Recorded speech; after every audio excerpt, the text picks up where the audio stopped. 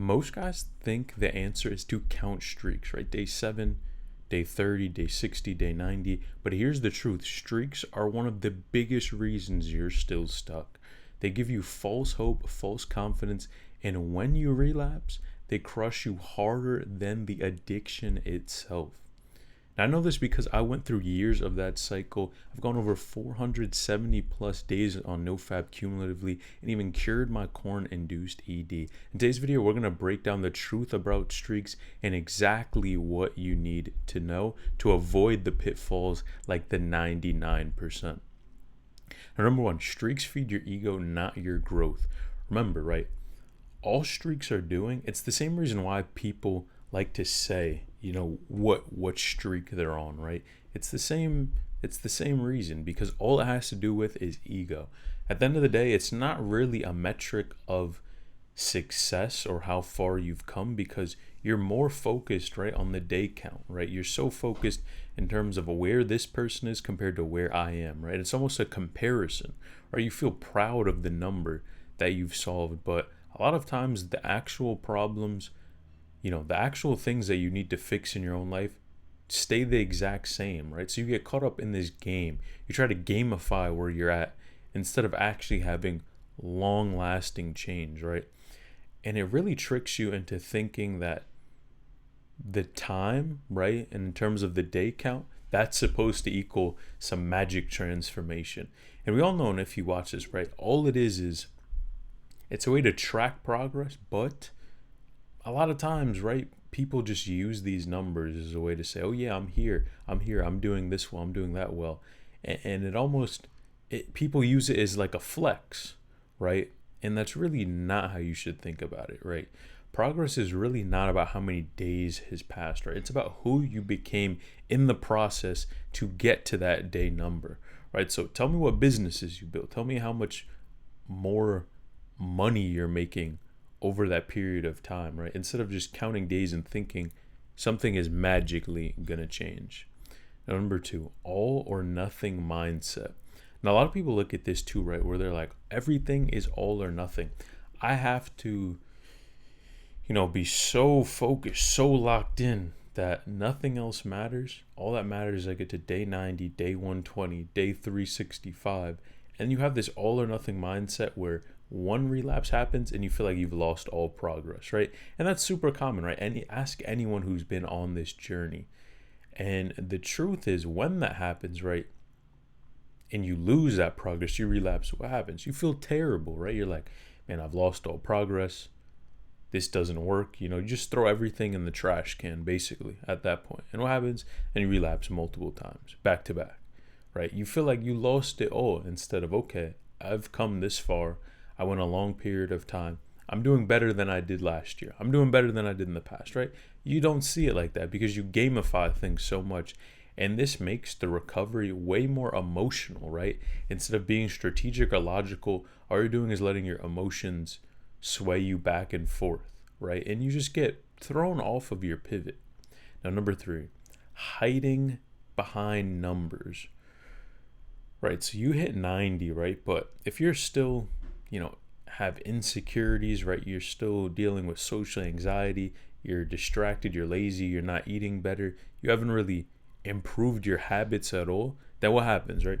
You're literally the same exact person with a different number. That's why it doesn't make any sense, right? Because if you're looking for, okay, someone wants longer lasting change, and you're staying the same exact person that you were when you started, have you really made any progress? And the answer is probably no, right? So streaks allow you to avoid actually doing the work necessary, right, to become that type of person, right? It's literally a distraction. And it's an excuse to really avoid that type of work that you don't want to do, right? If it's even on the social side of things too, right? If it's okay, being more social or whatever it is, it's like you avoid this. You avoid it and hide behind a number and the journey and all that type of stuff, which really, it's not doing anything for you at the end of the day. You're literally just, following advice that you see online, what other people tell you, and you think that's actually going to make a difference, which it's really not going to. If you're tired of chasing streaks and actually want a system that works, right? A system that you don't have to have years of trial and error, that you can just take action and implement it and it will work for you. Click the link in the description down below to figure out exactly how I went over 400 plus days cumulatively on nofap and cured the corn-induced ED, right? All of these different things. I share exactly what's worked for me after years of trial and error. Now, number 4, no streak equals no reflection, right?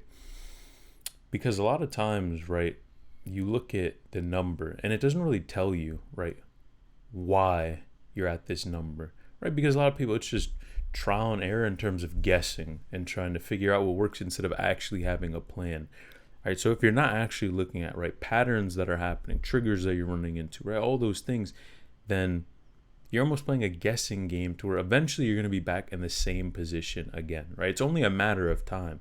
But then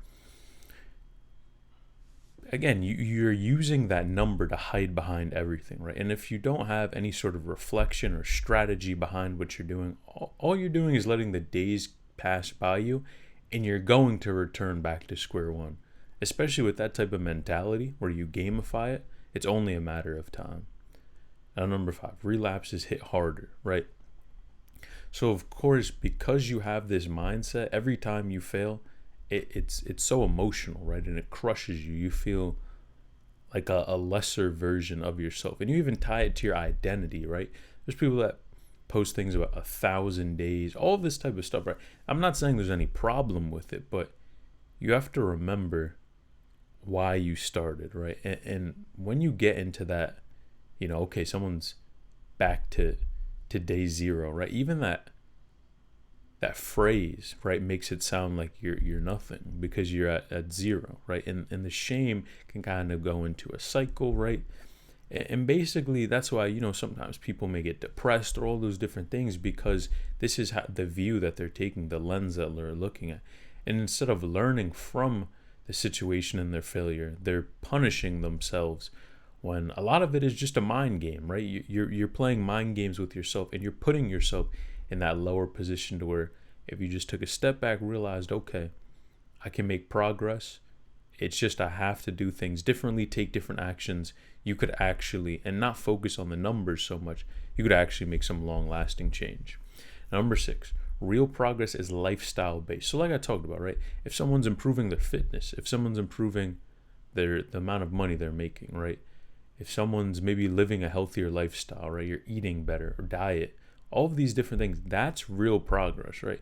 And building those routines and striving for those type of things actually helps and makes relapses even harder, right? So you want to use these other goals as a way to achieve your ideal outcome, right? And live a lifestyle that allows you to basically be fulfilled and not have to go to other outlets, right?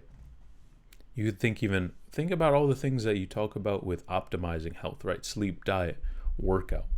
And then you have socializing, right? And I always talk about socializing, meeting other people, right?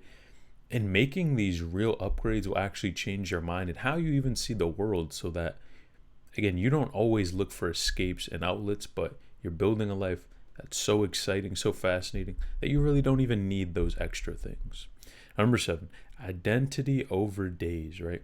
And again, it's always about who you become over the long period of time, right? And focus on who you are and who you want to become instead of the numbers, right? Because that's at the end of the day what you want to change, right? And you don't want to let a number define you, right? Obviously, you want to make a lasting change and improve your life. And obviously that comes with like self-control, and really the man makes the habits. But at the end of the day, it comes from who you see yourself as, right? And having that view of yourself is really what's going to build confidence, right? Keeping the promises that you make to yourself. And then identity shift starts to happen over time. And instead of looking at streaks to define your identity, you just become the type of person that, is confident, is social, right? Is in shape, does make more types of money. And the greater self-talk that you have, right? The conversations that you have in your mind about what you're doing in life, the better off you'll be, the more successful, right, in better shape. And you'll be willing to go for things and take risks that other people just are not willing to do. Now, if you enjoy these types of videos and want to learn more, click this video on the screen now.